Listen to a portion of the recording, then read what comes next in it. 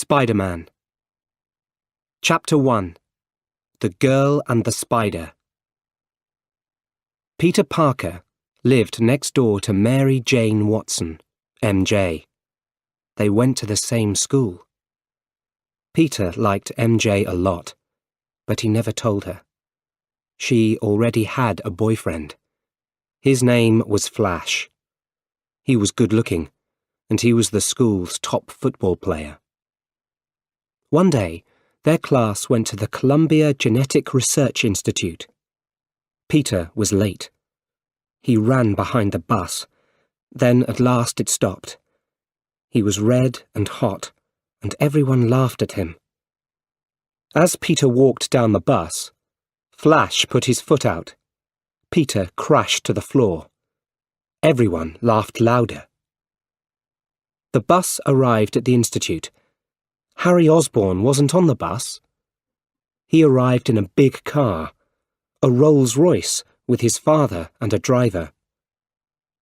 Harry was new to the school and he wasn't good at science. Peter was fantastic at science and he often helped Harry. They were good friends. "Peter, this is my father," said Harry. "Ah, the great scientist," said Norman Osborn. "I'm a scientist too. Your mother and father must be happy," said Mr. Osborn. "I live with Uncle Ben and Aunt May," said Peter. "Yes, they are happy." "Hey, you two," called the teacher. "Let's go." A woman took the class to see some spiders. "There are 32,000 different spiders in the world," she said. "And these 15 spiders are special. We took the best bits from 3 different spiders and put them together." "There are only 14, said MJ. "Oh," said the woman. "Maybe someone is doing some work on number 15. Peter took some photos of MJ with the spiders for the school newspaper. "Ow! What was that?" he thought. The back of his hand was red, and there, on the floor, was a spider. The spider. Spider number 15. "Parker, let's go," said the teacher. Chapter 2. The Special Gas. Norman Osborn arrived at Oscorp. Important buyers were there that day. First, they looked at Osborn's new glider. The glider worked beautifully. But the buyers didn't want the glider. They asked questions about Oscorp's special gas. "It makes you very, very strong," said Dr. Strom, Osborn's top scientist. "But it can also make you very angry and crazy," he said. "We need more tests." "The gas must be ready in 2 weeks," said the buyers. "We need it then." Norman Osborn and Dr. Strom were at Oscorp late that evening. "I'm going to test the gas. It must work." "No, Mr. Osborn," said Strom. "The gas isn't ready yet. Give me 2 more weeks." 2 weeks is too late," said Osborn. "Just start it when I'm ready." Osborn went into a special room. Strom closed the doors after him and started the gas. Soon, there was green gas everywhere in the room. Osborn tried to shout. Strom stopped the gas, but it was too late. Osborn was dead. Strom ran into the room. Suddenly, Osborn's eyes opened. He was a different man now. His body was very strong, and he was very angry. He took Strom in his hands. In seconds, Strom was dead. Peter had a terrible night. When he woke up, he thought, "Am I dead?" Slowly, he started to move. "No," he said. "I feel fantastic." His body was beautiful and very strong. He looked across the room. I can see much better too. This was a new Peter Parker. Later that day, Peter was in the lunchroom at school. MJ sat with Flash a few tables behind Peter. My hands feel different, Peter thought. He looked closer at his right hand. Suddenly, a line of spider webbing shot from his hand across the room. It shot onto some food on the next table. Peter watched the food fly across the room. It hit Flash. He turned and saw Peter. Parker! Peter ran out of the lunchroom, but Flash followed him. Peter turned. Flash tried to hit him, but Peter moved too quickly. Flash tried again and again to hit Peter. Then Peter hit Flash, and he hit him right across the room. Peter ran out of the school. He went down a street between two tall buildings. He wanted to test his new body. He went up a wall. He went higher and higher.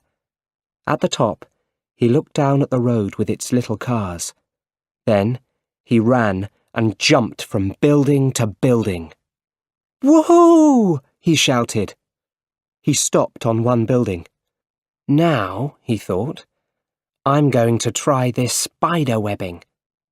He put his hands in front of him and looked at the building opposite. At first, nothing happened. Then long lines of strong webbing shot from his hands. He took a line of the webbing and jumped. Woohoo! Now I can fly! Peter came home late that night. He heard shouts from MJ's house. He went into the garden. MJ's back door opened. MJ walked into her garden and saw Peter. Did you hear that? She asked. No, well, I heard something. You can always hear us, right? Then she smiled. So, school finishes soon. What's next for you? I want to live in Manhattan. I want to be a photographer. What about you? Yeah, I'm going to live in the city too. I want a job on Broadway. You were great in all those school plays. I cried when you were Cinderella, he said. Peter, we were 6 then. A car stopped in front of MJ's house. It was new and cool, and it was Flash's car. MJ put on her party girl face and ran to the car. Chapter 3. The Worst Day. Peter thought a lot about MJ and about Flash's car. He wanted a cool car too. The next evening, Peter ran to the front door. He had some things in a bag. I'm going into town.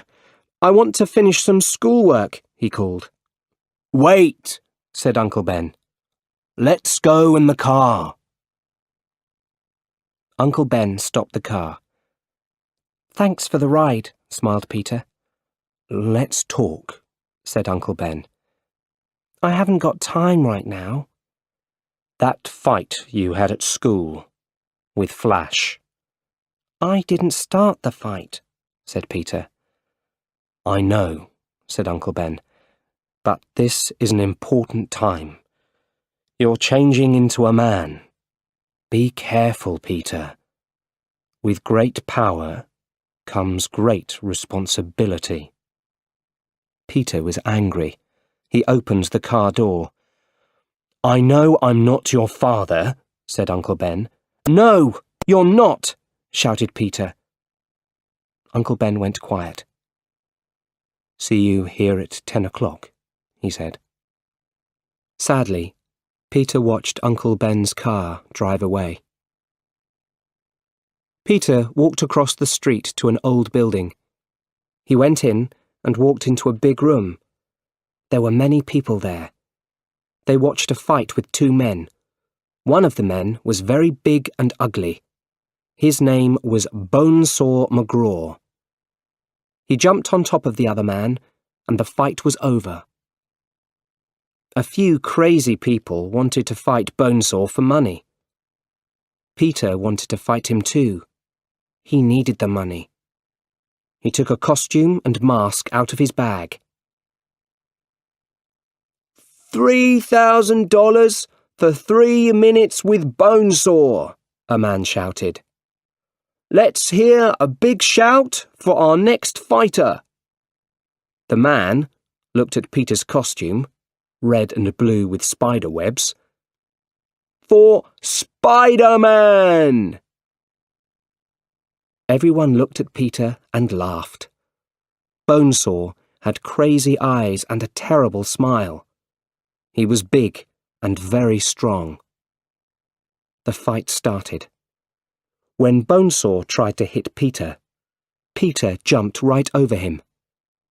Then Bonesaw hit Peter with a chair and Peter hit the floor. Then Peter jumped up and hit Bonesaw. He knocked him out. Everybody shouted and laughed. They loved it. After the fight, Peter went for his money. The man gave him $100. $100? said Peter. It's $3,000, not $100. It's $3,000 for 3 minutes. Your fight was only 2 minutes. I need that money, said Peter. Not my problem, said the man. Peter walked away angrily. Then there was a shout behind him. Hey! Stop that man! He's got my money! A man with white hair ran to a door and out of the building. Why didn't you stop him? The man asked Peter. Not my problem, said Peter. A few minutes later, Peter was in the street. Some people were around the body of a man. Peter walked through the people. He saw Uncle Ben on the road. What happened? asked Peter. It's my Uncle Ben. Someone shot this old man and took his car, said a woman. Peter looked at the body. Uncle Ben, he cried. Uncle Ben! Uncle Ben opened his eyes. Very quietly he said, Peter. And then he died. We can see the car. It's on 5th Avenue, said the police radio. Peter ran between 2 buildings. He put on his costume. He went up one of the buildings. He used his webbing and jumped from building to building. Very soon, he was on 5th Avenue. Then he saw Uncle Ben's car. He jumped on top of it. Smash! He put his hand through the front window. Ah! cried the driver and crashed the car. Peter followed the driver into a dark old building. Peter had the man in his hands. The man turned to the light and Peter saw his face. It was the man from the Bonesaw fight, the man with white hair. It was the worst day of Peter's life. Chapter 4. An Old Life Ends. Life was quiet after Uncle Ben died. Peter and Harry worked hard at school, and soon their last year was over. Everyone's family came to school on the last day. Good news, Peter, Harry said. My dad bought a flat for me in Manhattan, and there's a room for you. That's great, said Peter. Then Harry's father arrived. You did it, Mr. Osborne said to Harry. He was a little surprised, but also very happy. Good work. Then he turned to Peter. And Peter, the best science student in the school. That's fantastic. Mr. Osborne looked at Peter.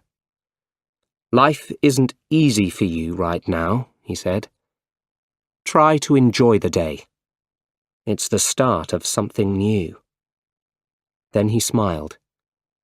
You're almost a brother to Harry. That makes you family. Peter smiled back, but he was frightened. His spider sense saw something terrible in Mr. Osborne's eyes. Harry saw MJ and Flash. MJ didn't look happy. Flash looked very angry. Then Flash walked away. "It's over for MJ and Flash," thought Harry. "Good." Later that day, Peter sat quietly at home.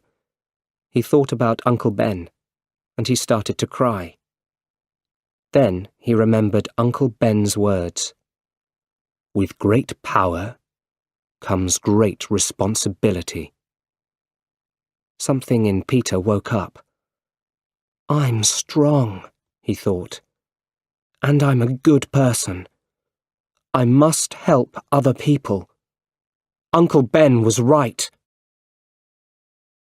Chapter 5. A New Life Starts. Spider-Man worked very hard. Every day, terrible things happened in New York.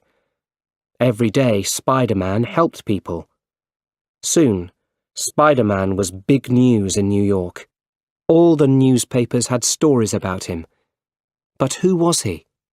No one knew. A few weeks later, Peter walked alone through the streets of Manhattan.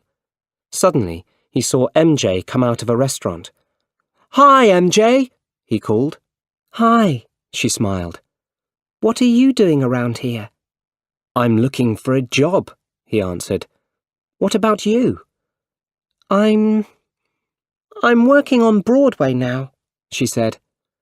"Hey, that's great, MJ. You're living your dream."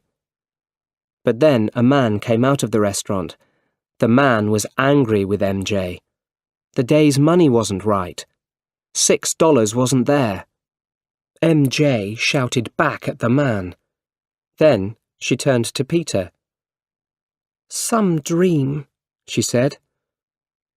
"I work here." "There are worse jobs." "Don't tell Harry," she said. "Harry?"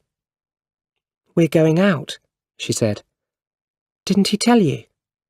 "Oh, yeah. Right," he said. MJ turned to go. "Let's get together again sometime," she smiled, and then she left. Back at the flat, Peter was very sad. He didn't have a job, and MJ was Harry's girlfriend now. Then he saw the front of the Daily Bugle newspaper. "Dollars for photos of Spider-Man." Peter smiled. "I know just the right man for the job," he thought. Chapter 6. The Photographer. The next morning, Peter went out with his Spider-Man costume and his camera. When bad things happened on the streets of New York, he put his camera up high. Then Spider-Man did his good work, and the camera took the pictures. Mr. Jameson looked quickly at Peter's photos. He was the top man at the Daily Bugle newspaper. He loved the pictures, but he didn't say it. "You can have $200, he said. "That's not much," Peter answered. "OK, $300, said Mr. Jameson. "And bring me more." Peter left the newspaper building with $300, and the next day, his photo of Spider-Man was on the front of the paper. Not bad for a morning's work. All the important people at Oscorp sat around a table. Norman Osborn talked about Oscorp's good work. "Quest Aerospace is big, but we are bigger," he said. "That's great news, Norman," said one of the men. "Because of this, we are selling Oscorp." "What?" said Osborn. "Quest Aerospace is giving us a lot of money." "Why didn't you tell me?" "They didn't want a big fight, and they don't want you." "You can't do this to me," said Osborn. "I started Oscorp. I gave everything to Oscorp." "That's true," said Fargas, Osborn's number 2. But we all want this. We're selling after the Oscorp World Unity Festival. I'm sorry, Norman. The Oscorp World Unity Festival was a street party in Times Square. Lots of families were there. Peter was there for the Daily Bugle newspaper. Fargas and the other Oscorp people watched from the first floor of a beautiful old building. Peter saw Harry and MJ there too, but not Norman Osborn. Suddenly, Peter's spider sense screamed. He heard something in the sky. Everybody looked up. It was a green goblin on a glider. Oscorp's glider. The people stopped and watched the glider.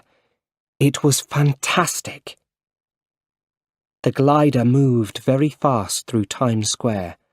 The Green Rider laughed crazily. He moved close to Fargas, and suddenly the wall of the building exploded. Everyone screamed. Fargas and the other Oscorp people were dead. Peter looked for MJ. She wasn't dead. But she's going to fall, thought Peter. The Green Goblin came up close to MJ and laughed crazily. He had terrible yellow eyes and teeth. But then someone in red and blue crashed into the Green Goblin with his feet. It was Spider-Man. Spider-Man went after the Green Goblin. Then Spider-Man and the Green Goblin started to fight, and the Goblin hit Spider-Man right across the street. MJ screamed, "Help! Help!" Spider-Man heard her and jumped up, but the Green Goblin crashed into him, and they both crashed into a window.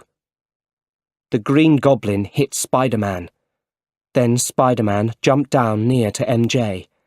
He shot webbing at the Goblin's face.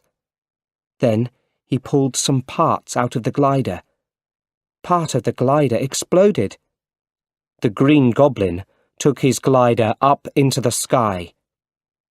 Suddenly, MJ screamed again. Spider-Man jumped down to her. He shot webbing onto a building and pulled her into his arms. He was just in time. He shot more webbing and moved from building to building with MJ in his arms. MJ wasn't frightened. It was so exciting. He left her in a garden on top of a building. "Wait!" she called. "Who are you?" "You know me. I'm Spider-Man." And then he wasn't there. Chapter 7. We Can Work Together. That night, Norman Osborn was alone at home. He read the evening newspaper. There was a story about the Oscorp people. They were all dead. Who did it? He thought. We did it. Who said that? You know, came the answer. Osborn looked around the empty room. Where are you? He cried. I'm right here. He started to understand. It was in his head. It was him. Ha ha ha! Laughed the Green Goblin. This is only the start. Only one person can stop us. Or maybe he can work with us. And now Osborn knew. He was the Green Goblin. The Green Goblin crashed through the window of the Daily Bugle. Who takes Spider-Man's photos? He shouted. His hands were around Mr. Jameson. Suddenly, Spider-Man was at the window. Put him down! He shouted. But the Green Goblin shot sleeping gas into Spider-Man's face. Then he put Spider-Man on his glider and left the building quickly. A little later, Spider-Man opened his eyes. He was on top of a tall building. Wake up, Spider-Man, the Green Goblin said quietly. You're not dead, but you can't move. You are very special, Spider-Man. You and I are not so different, he said. We can work together. He jumped onto his glider. Think about it, he said. A week later, Peter went to find MJ. She came out of a building on Broadway. Hey, MJ, called Peter. It's me again. Hi, Peter. Did they give you the part? Asked Peter. They didn't like me, said MJ sadly. Let's go for a burger. You can have anything. Up to $7.84. MJ laughed. I'd like that, she said. Oh, but I'm going out to dinner with Harry. Come with us. No, thanks, said Peter. MJ turned and walked away. It started to rain. She knew a quick way and walked down a dark street. Suddenly, 4 men were around her. She hit one, and then another. And suddenly he was there. Spider-Man shot webbing at the 4 men. He pulled them back from MJ. The men hit him, but Spider-Man was stronger. The men ran away, and Spider-Man jumped onto a wall. He came down the wall head first. You saved me again, said MJ. You are fantastic. I want to thank you this time. MJ moved close to Spider-Man, and they kissed slowly. Suddenly, the world stopped. It was a fantastic kiss. On Thanksgiving Day, Peter was on 6th Avenue. A tall building was on fire. My little boy's in there, a woman screamed. Spider-Man jumped up into the building. He saved the boy and gave him to his mother. Then they heard another scream. There's someone still up there, a woman shouted. Spider-Man jumped back into the building. Where are you? He called. Then he saw an old woman. The woman turned around. It was the Green Goblin. You, said Peter. So, Spider-Man, he said. Are we a team or not? Not, said Peter. No one says no to me, shouted the Green Goblin. He hit Spider-Man hard, but Spider-Man jumped and hit him back. Then there was an explosion. Spider-Man jumped out of a window and back into the street. MJ, Aunt May, and Norman Osborn were with Harry at his flat. It was time for Thanksgiving lunch. Peter walked in the door. Sorry, I'm late, he said. Everyone sat down at the table. Mr. Osborn looked very closely at Peter. Their eyes met for a few seconds. Then Mr. Osborn jumped up from his chair. I must go, he said quickly. I'm sorry, everyone. Harry followed his father out of the flat. What are you doing? He asked angrily. What about MJ? She's important to me. Harry, please. Look at her. Beautiful girls only like rich men for their money. Have fun with MJ, and then forget her. The others heard everything. Mr. Osborn left and Harry came in. Well, Harry, you didn't say much for me, did you? Said MJ.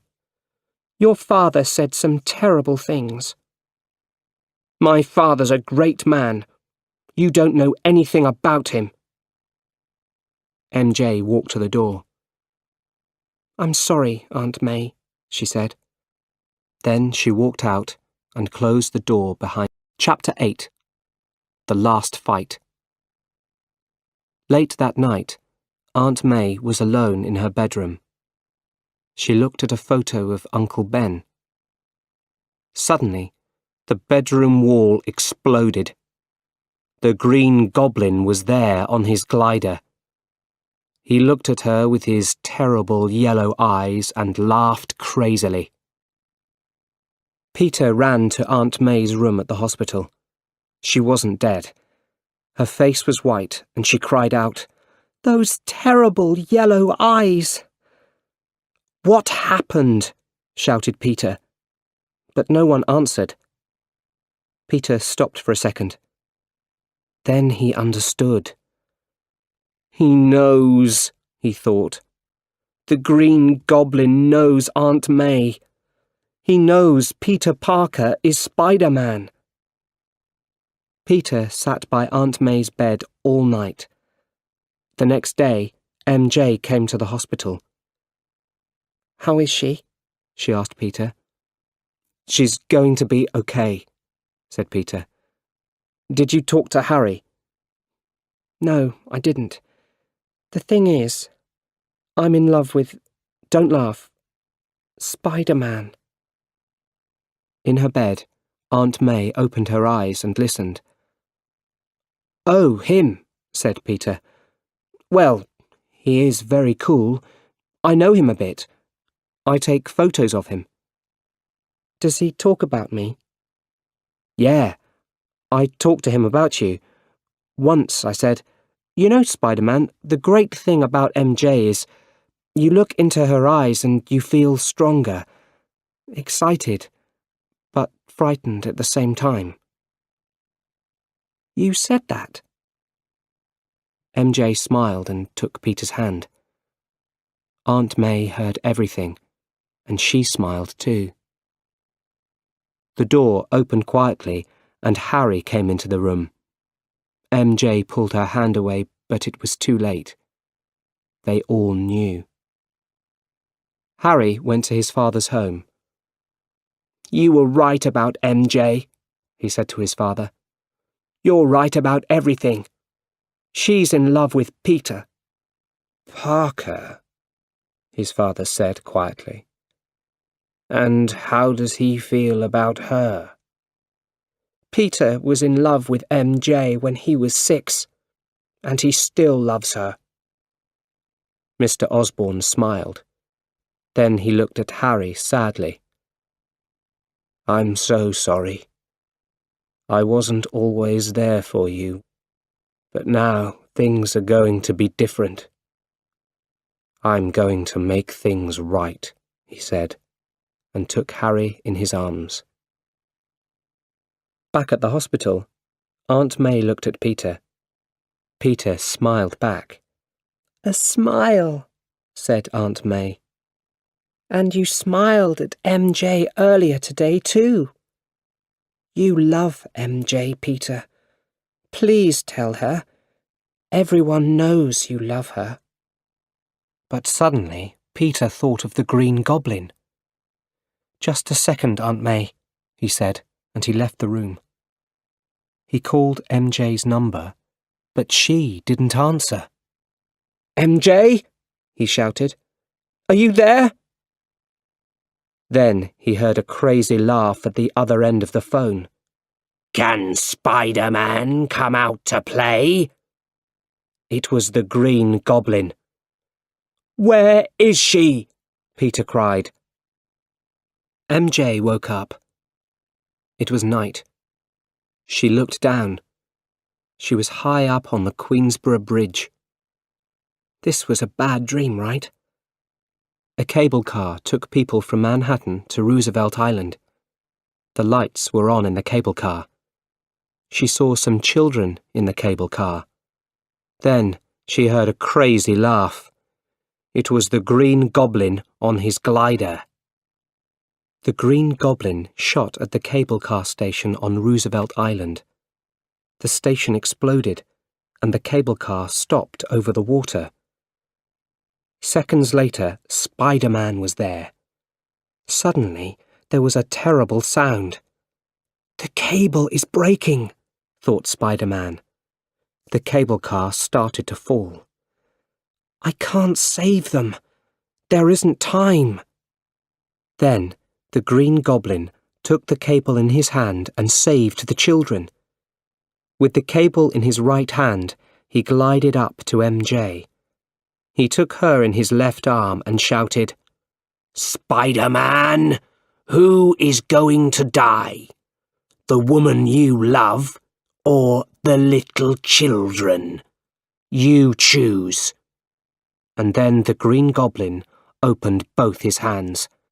In a second, Spider-Man jumped down and took MJ in his arms.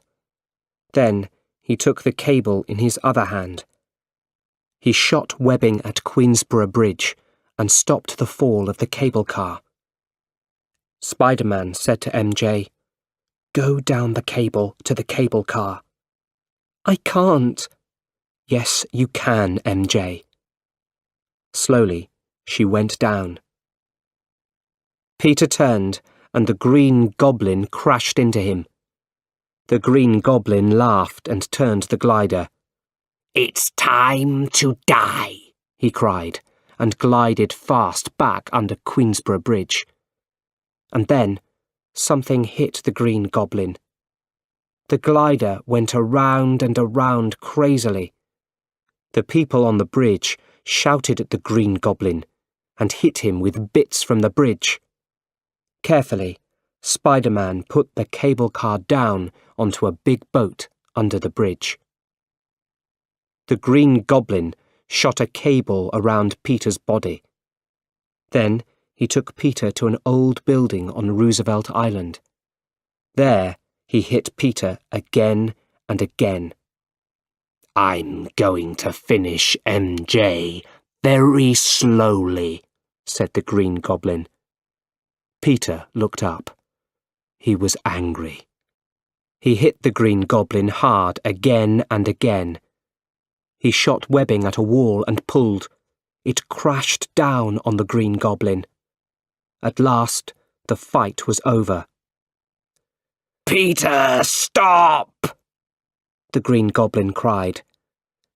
"It's me." He pulled off his mask. The tired face of Norman Osborn looked at Spider-Man. "Mr. Osborn," said Peter. "Peter, those Oscorp people are dead because of you." "No, that was the Green Goblin, not me. You can save me, Peter. I'm like a father to you. Give me your hand." "I had a father. His name was Ben Parker." Peter's spider sense was working well. "I can feel the glider behind me," he thought. Suddenly, he jumped up high. The glider moved very fast. It glided right through Norman Osborn's body. "Peter," said Mr. Osborn before he died, "don't tell Harry." Spider-Man took Mr. Osborn's body back to his house. Harry came into his father's room. He saw Spider-Man and the dead body. "What did you do?" he shouted. But Spider-Man left quickly through the window. Chapter 9. MJ's Surprise. Harry was very sad and alone. Aunt May, MJ and Peter were there. Everyone was in black. "I'm so sorry, Harry," said Peter. "It's difficult without a father, I know." "It was Spider-Man," said Harry. "My father is dead, and Spider-Man must pay." Harry looked at Peter sadly. "You're the only family I have now." A little later, MJ and Peter talked together under some trees. "Peter," said MJ, "I almost died on that bridge. But I thought about someone. and it wasn't Spider-Man. It was you, Peter. Peter smiled. Really? The thing is, I love you, Peter. I love you so much. She put her arms around him and they kissed. Peter's love for MJ was strong, but it wasn't easy for Peter. He pulled away from her. "There are things I can't tell you," he said. "But I'm always going to be there for you, MJ. I will always be your friend." MJ's eyes opened in surprise. "Only your friend?" "That's all I have," answered Peter, and he walked away.